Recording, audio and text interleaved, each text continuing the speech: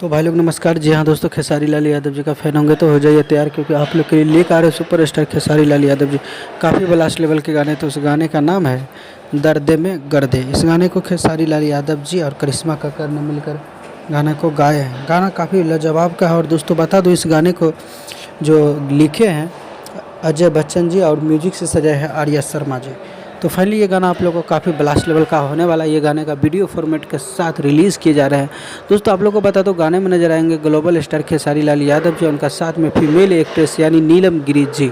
तो गाना काफ़ी रोमांटिक सा है और आशा करता हूँ ये गाना एकदम ब्लॉकबस्टर हिट होने वाला है, क्योंकि ये साल एकदम गर्मा गर्म, ठंड में गर्मा गर्म करने के लिए आप लोग के लिए खेसारी लाल यादव जी बेहतरीन सॉन्ग लेकर आ रहे हैं।